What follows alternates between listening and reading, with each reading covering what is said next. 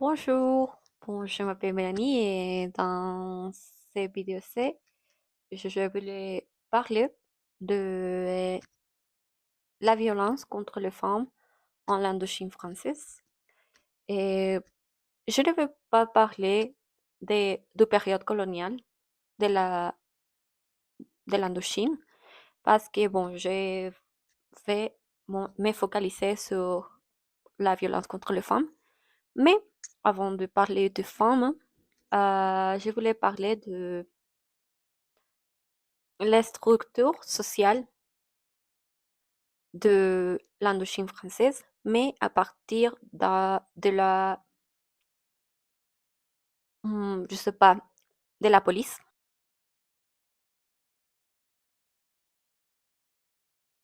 et de la promesse de l'ascension sociale. Et bon, pour les faits, j'ai lu les textes For the Love of Order, Race Violence and the French Colonial Police in Vietnam by Melissa Louise Anderson. Dans ces textes, l'autrice parle de une hiérarchie raciale et de la violence est faite par les Françaises.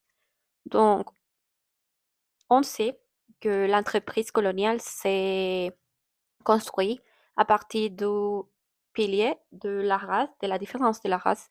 Donc, même si les Français ont établi de groupes de la police et des traducteurs indo-chinois qui pouvaient as- ascendir dans l'échelle sociale, ils étaient aussi pas très hauts. Donc, dans la police municipale et la police administrative, on a l'acquisition, si je peux dire, de sommes indo-chinoises qui faisaient partie de la police, mais ils étaient plus ou moins les 65 au 80% de la force publique, même ils ne pouvaient pas euh, travailler seuls, donc ils, ils avaient travaillé avec un homme blanc.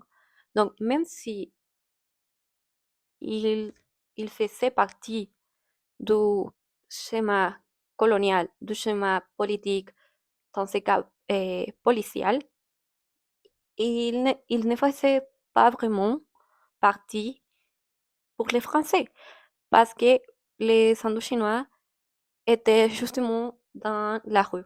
Donc, ils ne pouvaient ascendir. Donc, ils n'étaient pas dans des postes hautes. Et comment est-ce que je peux dire? Ils traitaient des crimes violents, des suicides, des kidnaps, la prostitution, des viols, les contrabandes, les règles de circulation, etc. Donc, ils étaient vraiment au plus bas de la hiérarchie policiale. Donc, même s'ils étaient partis de l'ordre public, ils n'étaient pas vraiment considérés comme de l'ordre public par les Français, par les Blancs.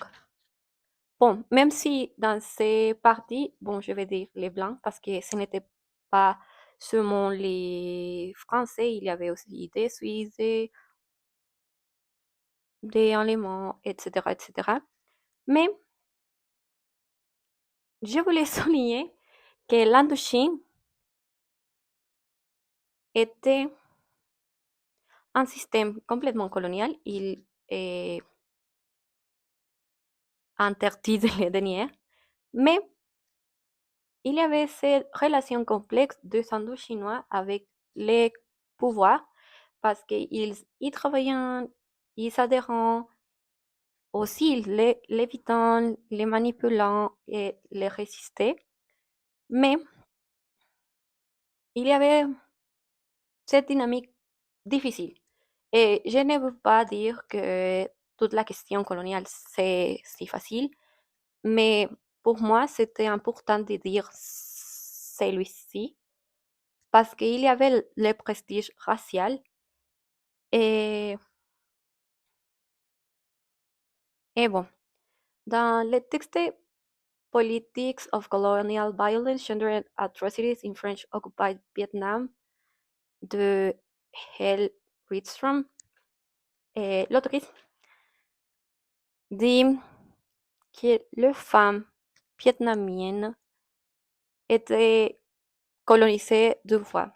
La première fois comme vietnamiennes et la deuxième fois comme femmes vietnamiennes. Donc, pour aborder la thématique de ce vidéo, je voulais établir que l'institution coloniale, c'est une institution basée sur la race, sur la discrimination raciale, mais dans le cas des femmes, et c'est pour cela que je voulais parler ponctuellement de la violence contre les femmes, euh, il y a ces deux questions, la question de la race et la question du genre. Donc, pour l'aborder, je vais prendre une position intersectionnelle et même s'il peut être jugé un peu je sais pas, qu'il ne correspond pas dans l'époque. Et je crois que c'est vraiment important de le signaler. Et bon, avant de parler des violences contre les femmes pendant la Indochine française, je veux dire que même actuellement, les femmes asiatiques sont discriminées et et il y a du fétichisme et des stéréotypes autour d'elle. Donc, on a cet stéréotype de la fleur de loto, que c'est la femme soumise, complaisante. On a la dame dragon, qui est rusée et dangereuse. Et on a aussi la fétichisation de geishas. Donc, je sais que parler de race, généralement, est parler à partir de race et genre, généralement est pris à partir des femmes noires. Mais je crois qu'actuellement, même après les Covid, on a cette question de racisme et ce mouvement anti-asiatique qui est déclenché justement par le racisme.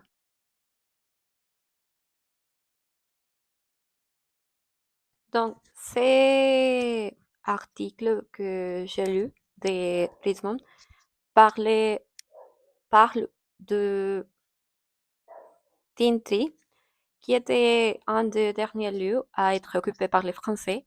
Donc, il y a eu beaucoup de résistance, mais dans cette période de colonisation, il y a eu aussi beaucoup de violences très, très, très publiques.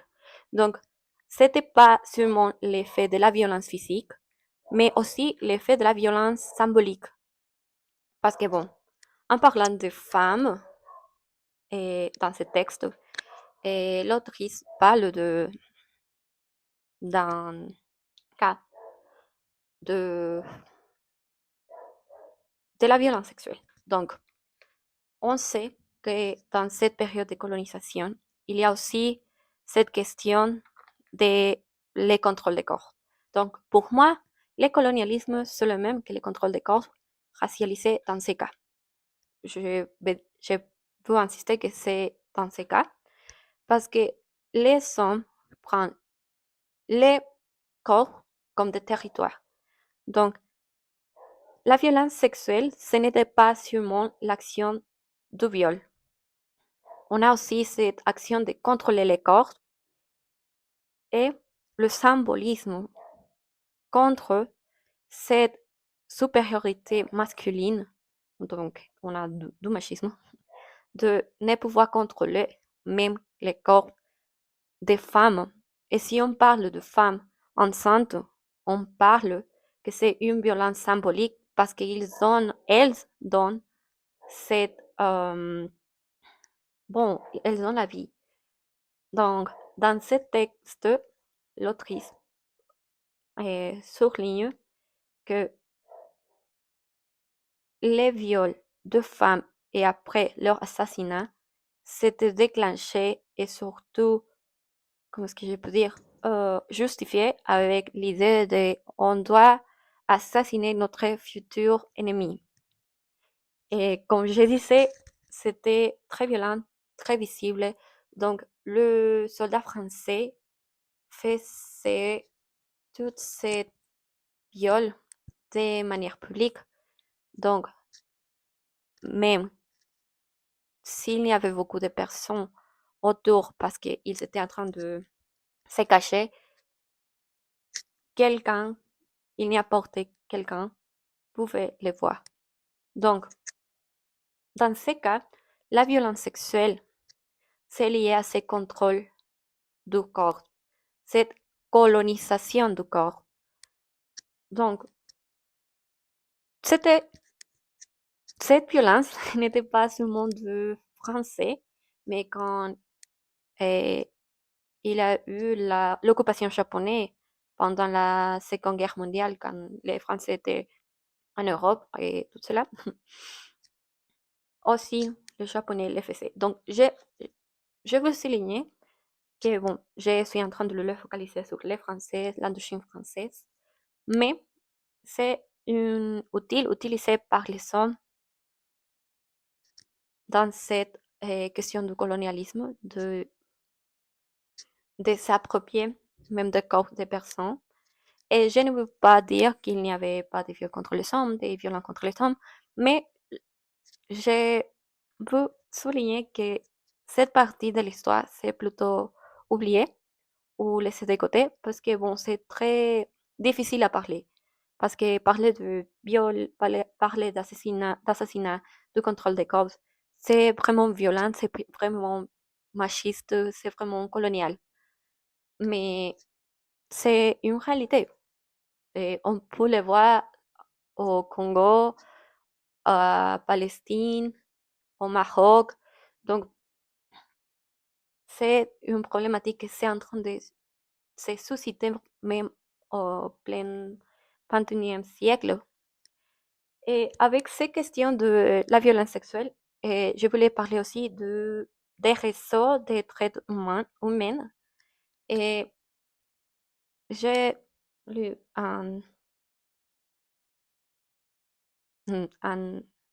autre article qui s'appelle La traite des femmes et des enfants dans le Vietnam colonial 1920 jusqu'à 1940 par Christina Firpo.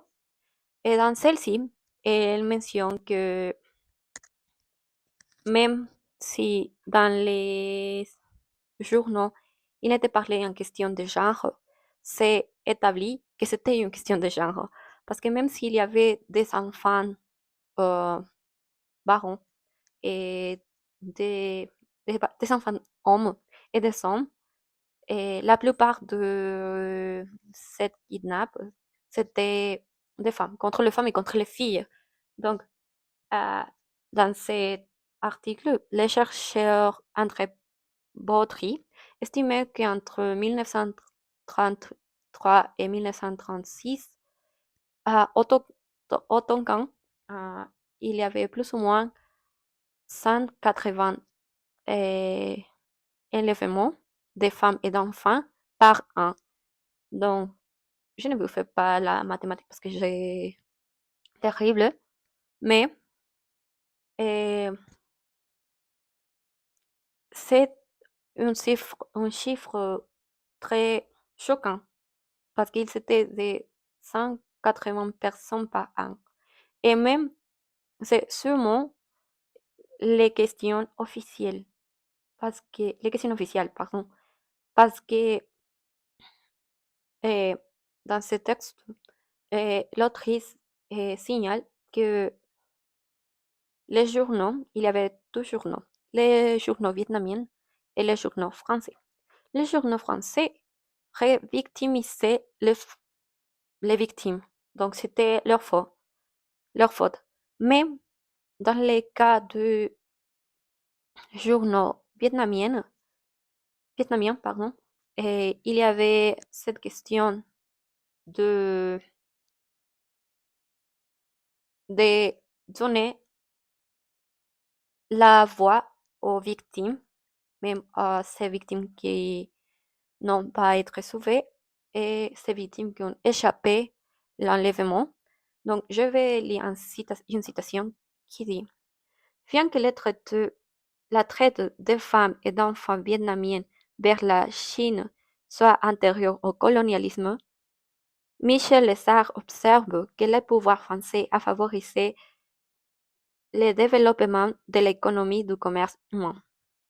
Et bon, avec cela, je voulais dire aussi que cette raison des traits humains s'était disloquée et aussi c'était une question intérieure de l'Indochine et extérieure parce que bon, on sait que l'Afrique et l'Asie servi à la transaction des personnes en condition d'esclavage. Donc, même les ports de Haïphong est devenu comme les marchés aux personnes. Pour moi, c'était impactant parce que l'entreprise coloniale, même ce que je parlais, dont même les Indochinois faisaient partie, elle les permettait parce que c'était pour ils comme, ça va, pour moi c'est bien. Parce que, bon, il y avait de la corruption, c'est inévitable de le dire. Parce que, bon, pour les criminels et les officiers blancs, il y avait cette immunité. Donc, c'était une question vraiment difficile parce qu'il y avait du panique. Donc, il y a ce journal c'est le journal de Tongan. Je ne veux pas le dire, mais il s'appelait en français Journal quotidien du juste de la paix. Et là, ils ont parlé vraiment de la première victime de cet enlèvement du vieux. Et après, ils ont commencé à parler de cette question. Et bon, c'est normal que les personnes aillent de... Et bon, pour finaliser, je veux qu'on reprend et ces petits points.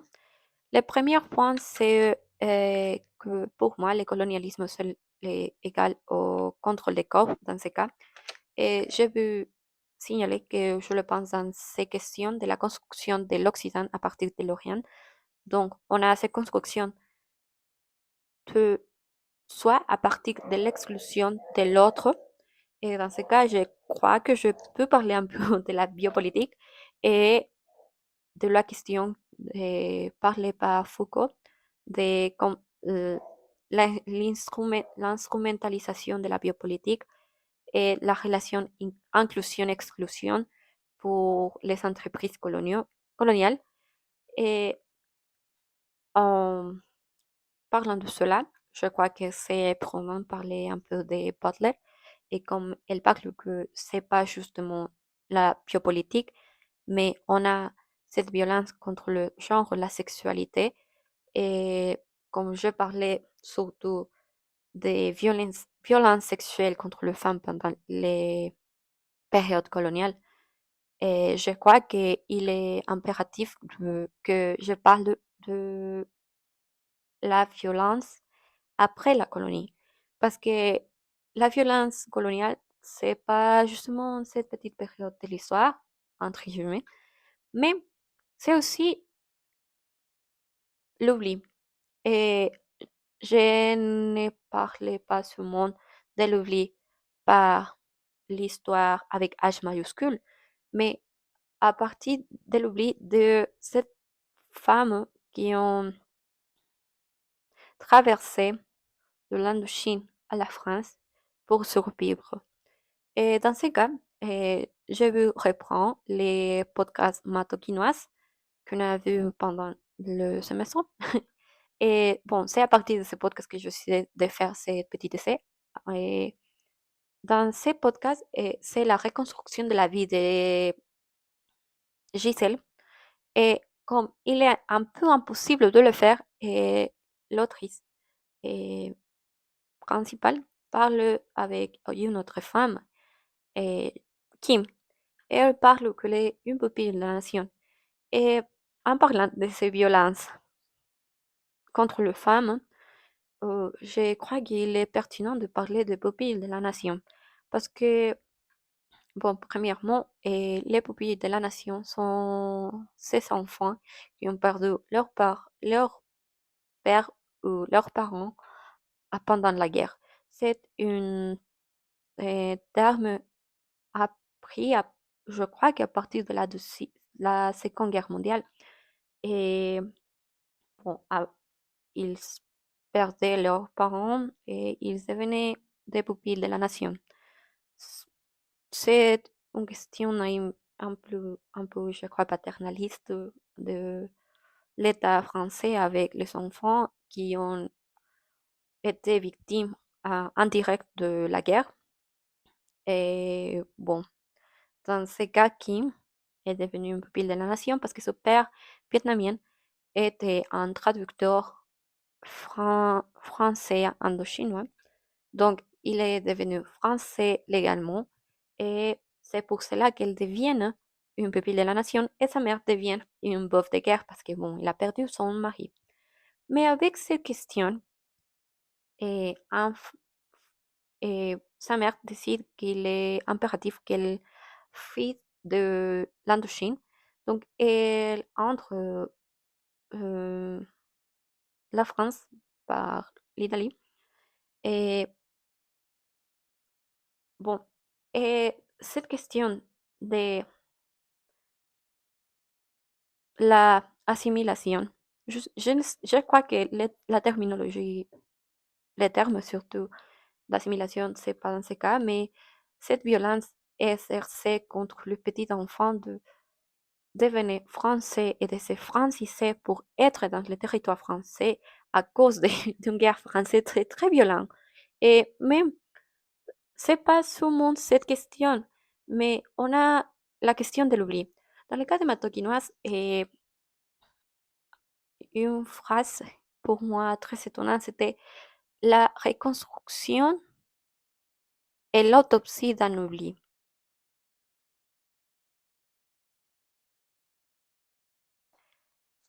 Pour vraiment finaliser, je peux dire que je ne veux pas revictimiser les enfants et les femmes qui ont été faits pupilles de la nation et qui ont rentré la France et à partir de cette union, ce mariage avec les soldats français. Mais je peux surtout signaler et reprendre ces questions de la colonisation des corps fémin- fémi- féminins et comme une violence coloniale et qui est déclenchée par deux choses, la race et le genre. Et bon, pour moi, il serait tout. Et je crois qu'il faut réfléchir plus dans ces sujets, même si c'est un sujet qui est en train d'être traité. Il est aussi nécessaire de faire cet exercice de mémoire, comme on est en train de parler beaucoup. Et bon, ça serait tout. Merci beaucoup pour votre attention, ton attention et au revoir.